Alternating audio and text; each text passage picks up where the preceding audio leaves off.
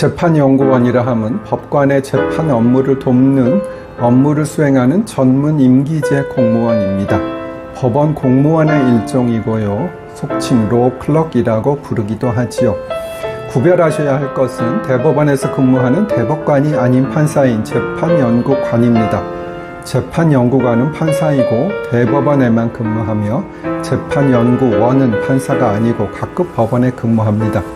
법정에 가보면 방청석에서 봤을 때 오른쪽으로 법대가 가까운 부분에 젊은 친구들이 법복을 입지 않고 앉아있는 경우가 있는데 이분들이 재판연구원입니다. 재판연구원이 가장 필요한 곳은 대등재판부입니다. 대등재판부에는 부장판사 3명이 있는 곳이지요. 그런데 부장판사들은 판결의 수정은 잘하지만 판결을 직접 작성하는 것은 힘들어합니다. 그래서 똘똘한 재판연구원을 가장 필요로 하지요.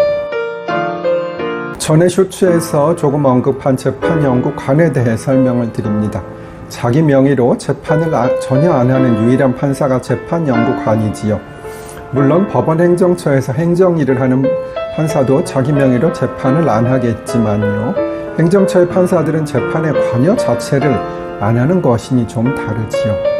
대법원에서 근무하는 재판연구관은 기록은 검토하지만 재판의 명의는 모두 대법관 명의로 하는 것이지요. 대법관들이 하루에 너무 많은 사건을 처리하고 있기 때문에 실제로는 재판연구관의 도움을 많이 받고 있다는 점을 설명드린 적이 있습니다. 대법관들이 하루에 처리하는 사건은 영업일 기준으로 20건 정도 된다고 설명드렸습니다. 요즘은 일을 빨리 하려 하시는지 대법관들이 심리불속행을 사건 접수 후 2달 만에 하기도 하네요. 재판에 들어가 보면 속기사가 있습니다. 전에도 설명드렸지만 보통은 오전 재판에는 증인을 신문하지 않습니다. 대략적으로 오전 재판은 99% 증인이 없는 사건이고 오후 재판은 재판부에 따라 다르지만 증인을 주로 하고 틈틈이 증인이 없는 사건도 같이 넣기도 합니다.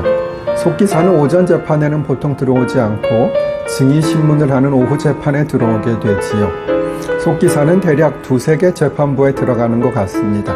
속기사는 재판을 녹음해서 그것을 가지고 속기록을 작성하지요. 제가 판사를 할 때 오전에 증인신문을 하니 담당 속기사가 그렇게 하지 않았으면 좋겠다고 부탁을 하더군요. 그리고 오후 재판은 보통 2시에 시작하는데 일을 많이 할 생각으로 1시 30분에 시작을 했더니 그것도 속기사가 뭐라 하더군요. 다른 재판부와 다르게 하면 여의치 않은 게 현실이긴 합니다.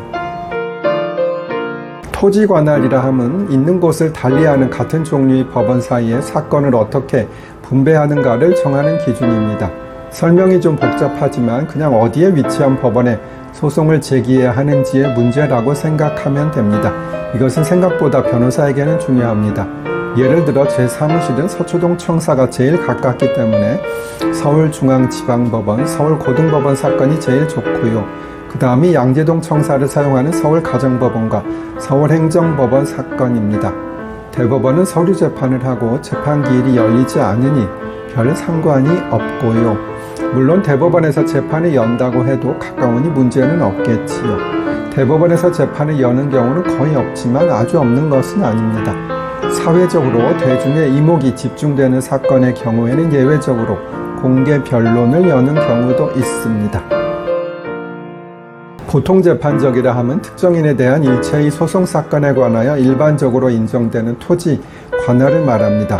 민사소송법은 원칙적으로 피고의 생활근거지가 있는 법원에 나가는 것이 공평하다고 생각해서 피고의 생활근거지가 있는 법원에 항상 관할이 생기도록 규정하고 있습니다.